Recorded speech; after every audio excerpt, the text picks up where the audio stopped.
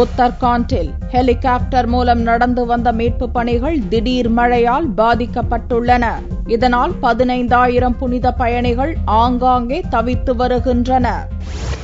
உத்தரகாண்ட் மாநிலத்தில் பேய் மழையால் ஏற்பட்ட நிலச்சரிவு வெள்ளத்தால் நடுவழியில் சிக்கி தவித்த 82,000க்கும் மேற்பட்டோர் இதுவரை மீட்கப்பட்டுள்ளனர். திங்கட்கிழமை இரவிலிருந்து கடும் மழை பெய்யக்கூடும் என்று வானிலை ஆய்வு மையம் எச்சரித்ததால் அதற்கு முன்னதாக மீட்புப் பணிகளை முடித்துவிட திட்டமிட்டு ஞாயிறன்று ஏராளமான ராணுவத்தினர் மீட்புப் பணியில் ஈடுபட்டனர். எதிர்பார்த்ததற்கு மாறாக திங்களன்று காலையிலேயே திடீரென மழை பெய்ய துவங்கியதால் பெரும்பாலான ஹெலிகாப்டர்கள் மீட்புப் பணியில் ஈடுபடாமல் நிறுத்தி வைக்கப்பட்டன. மழை வெள்ளத்தால் கடுமையாக பாதிக்கப்பட்ட ருத்ரபிரயாக் மாவட்டத்தில் ஞாயிறன்று 2 இடங்களில் நிலச்சரிவு ஏற்பட்டதன் காரணமாக சாலை வழி மீட்புப் பணிகளும் பாதிக்கப்பட்டன. இதனால் மழை வெள்ளத்தால் முற்றிலும் நாசமான ருத்ரபிரயாக், உத்தர்காசி, சாமோலி மாவட்டங்களில் 15,000க்கும் மேற்பட்டவர்கள் தொடர்ந்து தத்தளித்த வண்ணம் உள்ளனர்.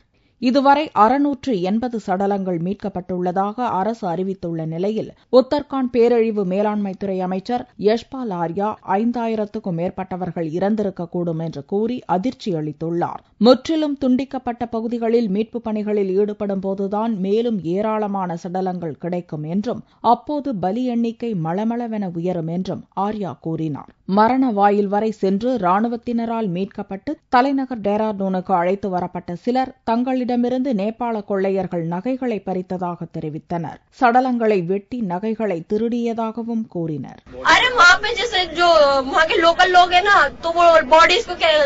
नेपाली लोग है और वो कान काट रहे हैं, रिंग पहनी है तो रिंग काट रहे हैं, लड़कियों की बॉडी ऐसी पड़ी हुई बिना कपड़ों की पड़ी हुई है, कोई उनको मतलब ऐसा सब नोचा हुआ है, बॉडी को पूरे छील के हुए लोग आ रहे हैं, कोई देखने कोई नहीं है ऊपर. இதனிடையே மீட்கப்பட்ட சடலங்கள் அழுகுவதால் சுற்றுப்புற சுகாதாரத்துக்கு பிரச்சினை ஏற்பட்டுள்ளது. இதனால் கேதார்நாத்தில் மொத்தமாக சடலங்களை தகனம் செய்வதற்கும் ஏற்பாடுகள் செய்யப்பட்டுள்ளது.